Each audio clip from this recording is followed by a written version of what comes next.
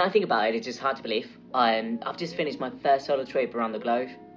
Due to the global pandemic and other things, it's taken roughly 3 years, from 2019 to 2022.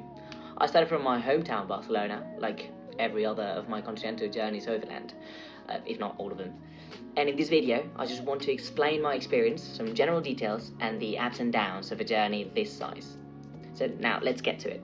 This wasn't my first solo trip overland, or mainly overland. I had already been around Spain, France and Italy. I cycled with a push bike, part of Switzerland and France, and by the time I started this trip, I had already hitchhiked from Barcelona to Shanghai for 26 weeks, covering 26 countries when I was 26 years old. So I'm not going to say I'm an expert, in this field, but I've got some experience. Although I have to say that this trip was very special, and I did many things for the first time ever in my life. Say for instance, first time in many new countries such as Russia or Ukraine, first time working while travelling, first time as a proper minimalist travelling with only 5 to 6 kilograms of weight in my backpack, first time work camping in my own tent for 50-60 days in a row, first time across the Pacific Ocean for instance, or first time riding a manual motorbike for more than 25,000 kilometers. So yeah, it's cool. I believe it's all about embracing the experience, whatever it is next, and pushing yourself to the ultimate limit. So where there's no fear, there's no adventure. So yeah, just go ahead and do it. There will be times as well where you think, why am I doing this? Why am I traveling? One of the things that I've considered always doing beforehand, before traveling, is to actually take a note of the reasons why I'm doing that trip specifically.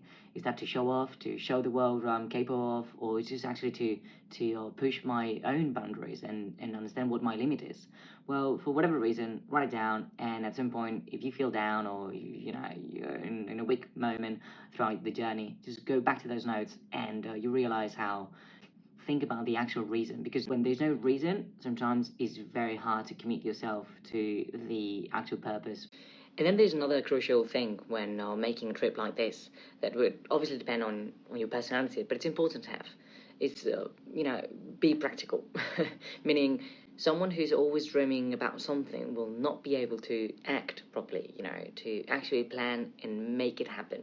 So even though trips like this might sound or look very romantic, and they are somehow, they also require loads of planning and courage to actually do it, So it might not be for someone like you, but it's definitely a cool thing to admire. I'm not pushing anyone to do such a thing. It's a crazy thing. But life starts where our comfort zone ends. So I would encourage you to start doing things that require you to think outside the box and be free. Just be creative, be sensational, just be you, man.